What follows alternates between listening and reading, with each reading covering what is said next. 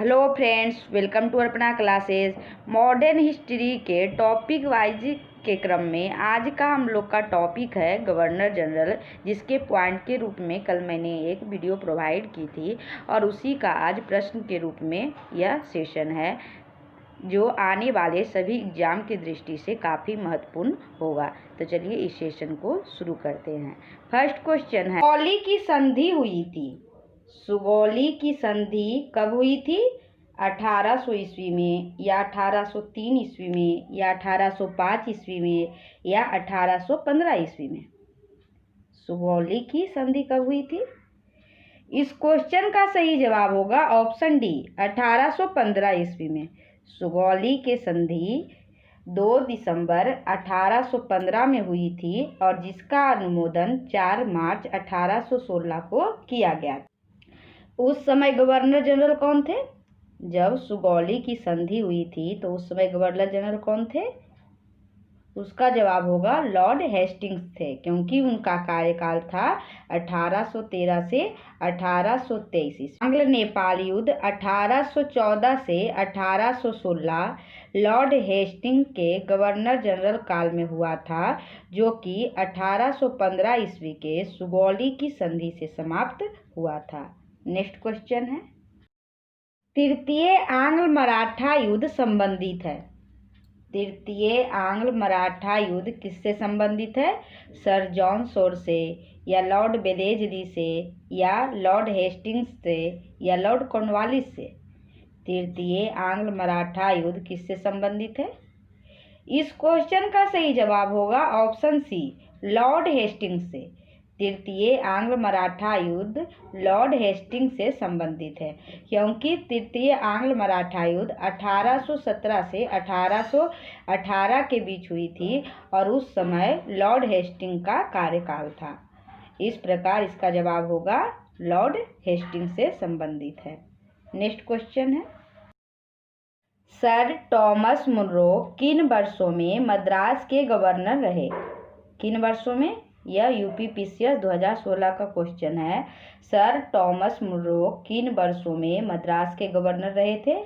1820 से 27, या 1819 से 25, या 1822 से 29, या 1818 से 1825। इस क्वेश्चन का सही जवाब होगा ऑप्शन ए, 1820 से 1827 ईस्वी। सर टॉमस मुनरो 1820 से 1827 ईस्वी तक मद्रास के गवर्नर रहे थे। और सर टॉमस मुनरो क्यों प्रसिद्ध हैं?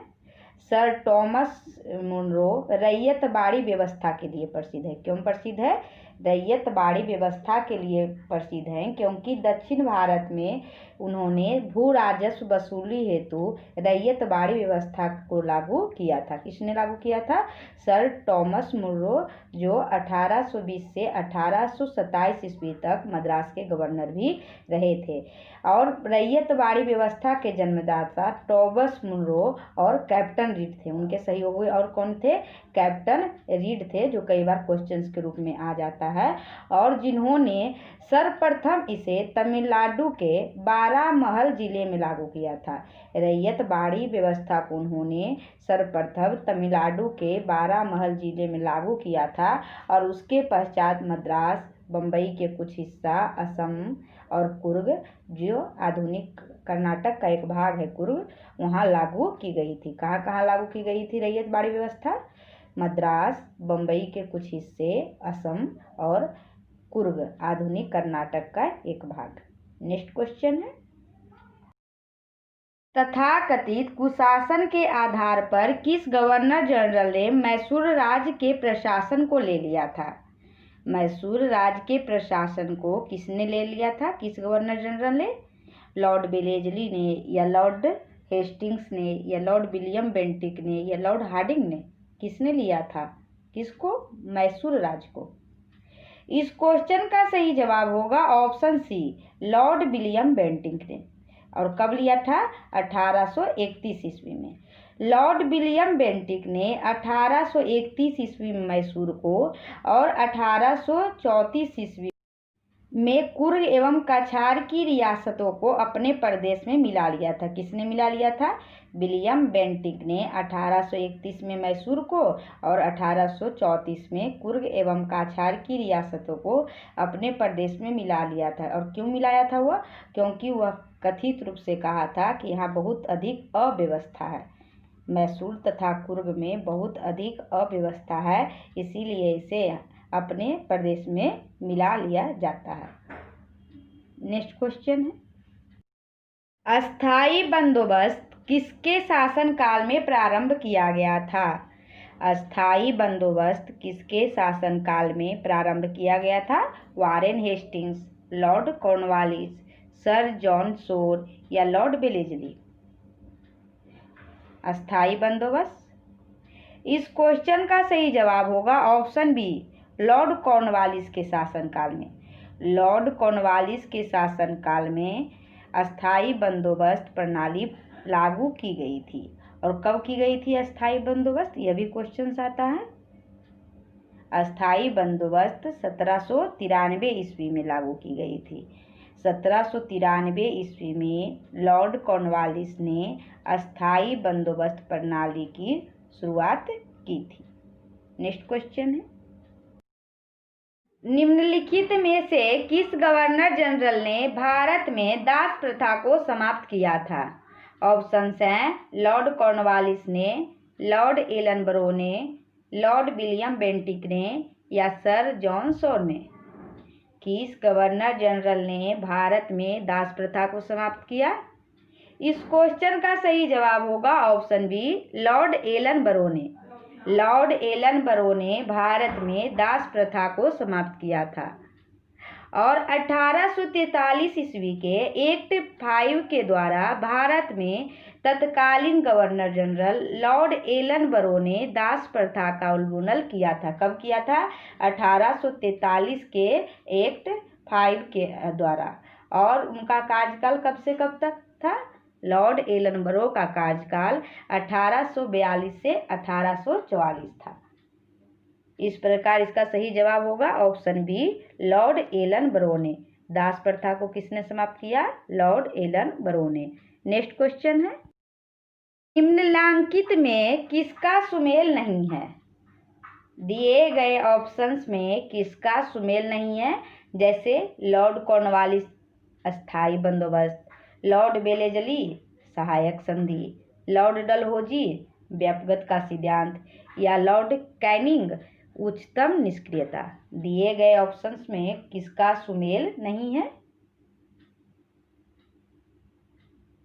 इस क्वेश्चन का सही जवाब होगा ऑप्शन डी, लॉर्ड कैनिंग उच्चतम निष्क्रियता। इसका सही जवाब क्या होगा? ऑप्शन डी, लॉर्ड कैनिंग उच्चतम निष्क्रियता। जैसे लॉर्ड कॉर्नवालिस ने अस्थाई बंदोबस्त 1793 ईस्वी में लागू की थी। लॉर्ड कॉर्नवालिस ने अस्थाई बंदोबस्त 1793 ईस्वी में लागू की थी। तो चतुराई पूर्ण निष्क्रियता या उच्चतम निष्क्रियता किसने लागू की थी?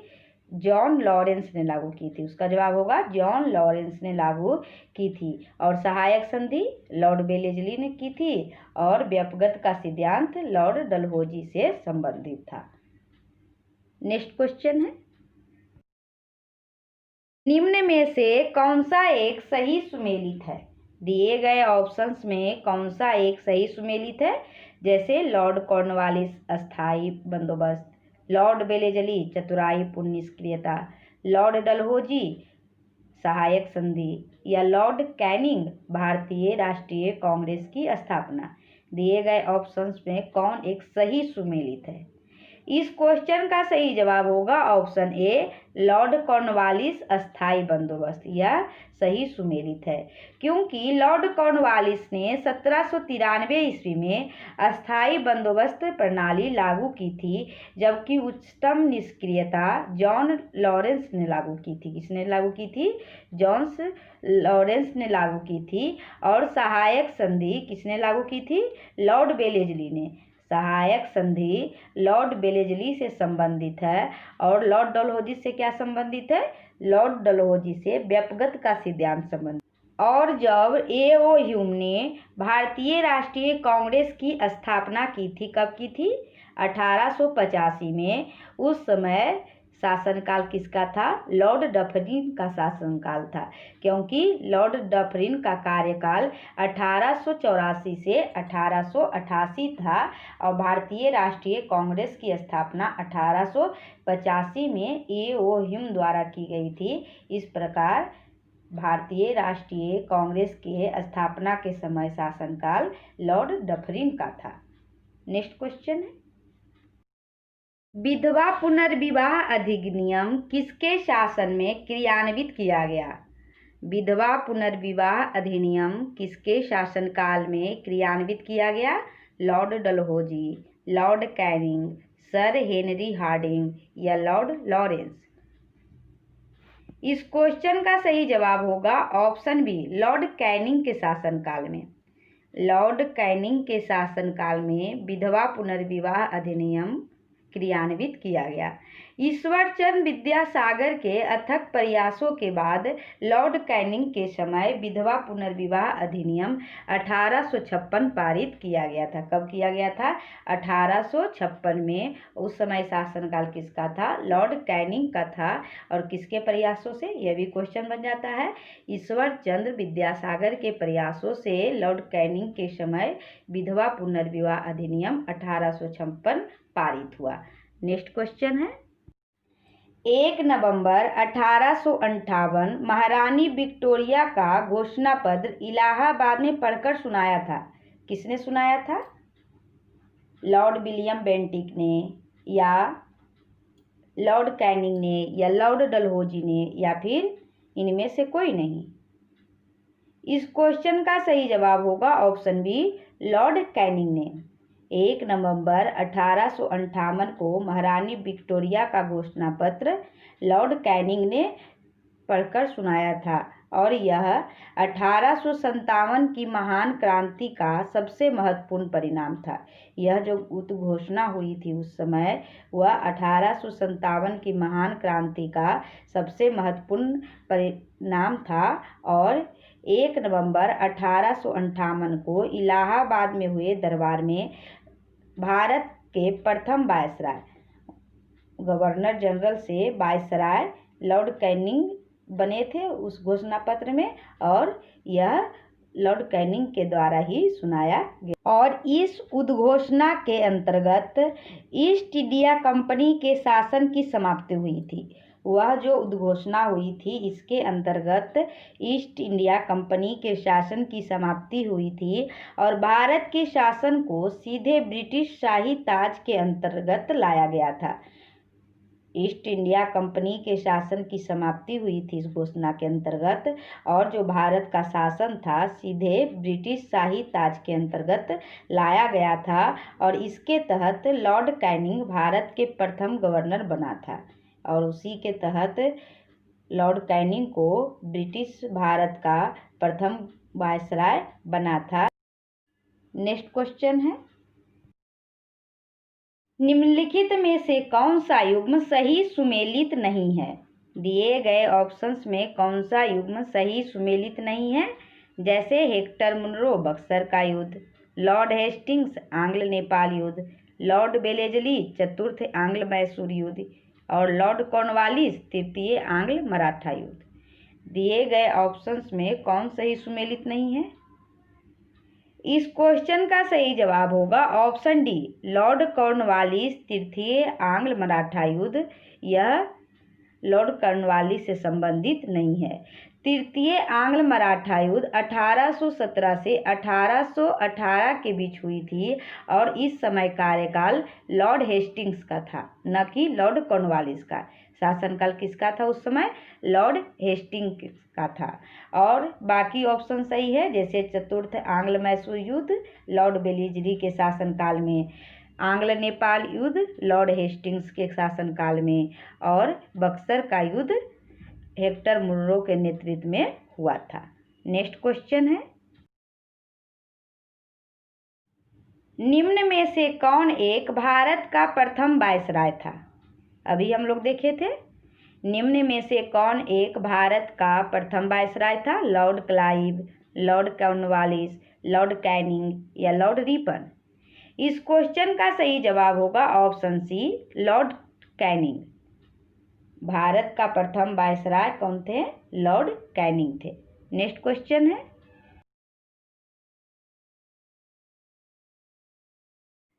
सती प्रथा पर पाबंदी किसने लगाई? सती प्रथा पर पाबंदी किसने लगाई? वारेन हेस्टिंग्स ने, लॉर्ड कर्जन ने, विलियम बेंटिक ने या फिर लॉर्ड कैनिंग ने? इस क्वेश्चन का सही जवाब होगा ऑप्शन सी, विलियम बेंटिक ने।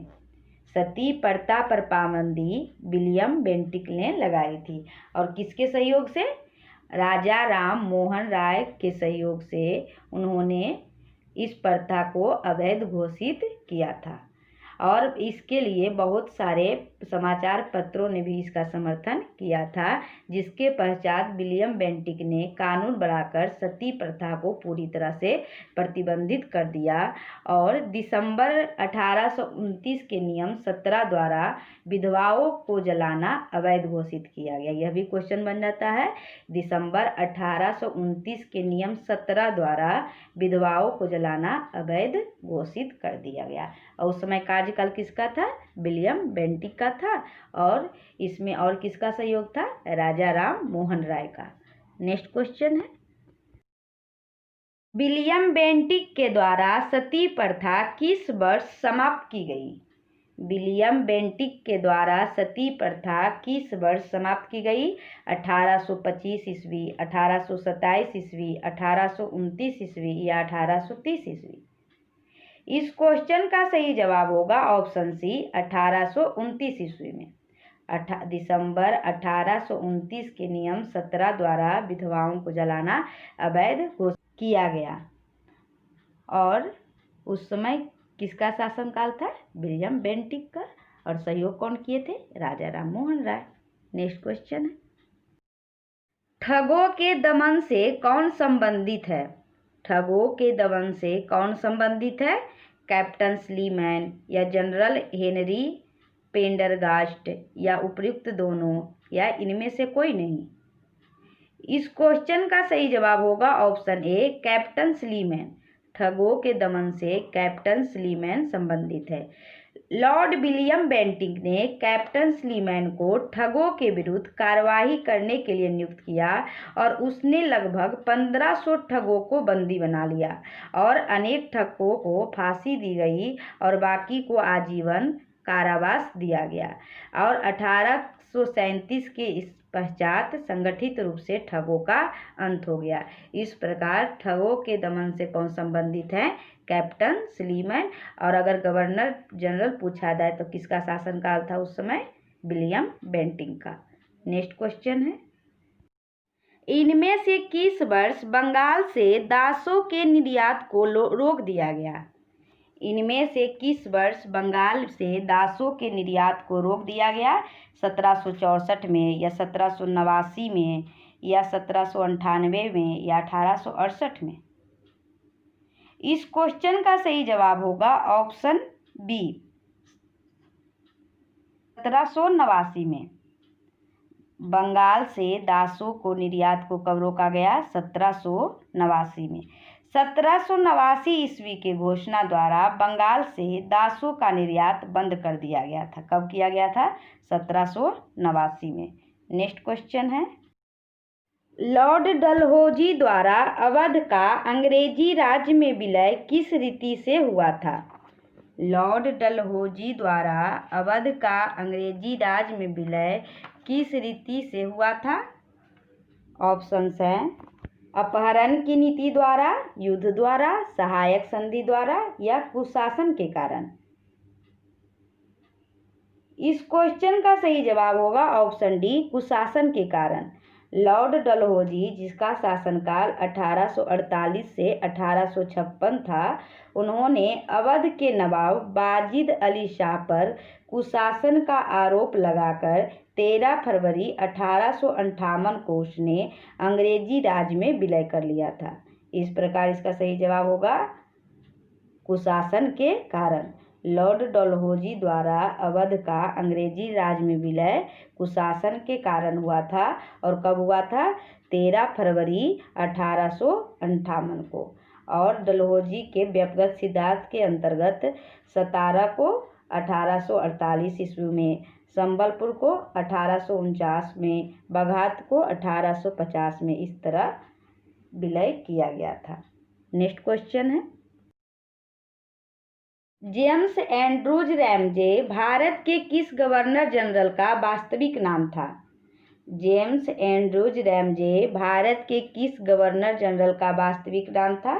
जैसे लॉर्ड डलहौजी का, लॉर्ड कैनिंग का, लॉर्ड नॉर्थ का या लॉर्ड कर्जन का? इस क्वेश्चन का सही जवाब होगा ऑप्शन ए, लॉर्ड डलहौजी का। 1848 ईस्वी में लॉर्ड डलहौजी, जिसे अर्ल ऑफ डलहौजी भी कहा जाता है, गवर्नर जनरल बनकर भारत आया था। कब आया था? 1848 ईस्वी में। और उसी का वास्तविक नाम क्या है? James Andrews brown Ramsay. Next question है, ब्रिटिश साम्राज्य में अवध का विलय हुआ था। ब्रिटिश साम्राज्य में अवध का विलय हुआ था। कब हुआ था? 1853 में या 1854 में या 1855 में या 1856 में? इस क्वेश्चन का सही जवाब होगा ऑप्शन डी, 1856 में। लॉर्ड डलहौजी ने अवध के नवाब वाजिद अली शाह पर कुशासन का आरोप लगाकर 13 फरवरी 1856 को अवध को अंग्रेजी राज में मिला लिया था। इस प्रकार सही जवाब होगा ऑप्शन डी, 1856 में। नेक्स्ट क्वेश्चन है, निम्नलिखित में से किसने विलय की नीति नियोजित एवं क्रियान्वित की? निम्नलिखित में से किसने विलय की नीति नियोजित एवं क्रियान्वित की? वेलेस्ली ने या हेस्टिंग्स ने या डलहौजी ने या क्लाइव ने? इस क्वेश्चन का सही जवाब होगा ऑप्शन सी, लॉर्ड डलहौजी ने। विलय की नीति नियोजित एवं क्रियान्वित लॉर्ड डलहौजी ने की थी। और उनका शासनकाल कब से कब था? 1848 से 1856। 1848 से 1856 लॉर्ड डलहौजी का शासन काल था। इस प्रकार गवर्नर जनरल से जुड़ी टॉप 20 क्वेश्चन का यह पार्ट 2 वीडियो था जो समाप्त हुआ। और इसके 2-3 पार्ट और दिए जाएंगे, यह छोटा छोटा पार्ट में होगा। इस प्रकार अगर यह वीडियो आपको अच्छी लगी हो या हेल्पफुल लगी हो तो लाइक, सब्सक्राइब एंड शेयर करें। Thank you for watching.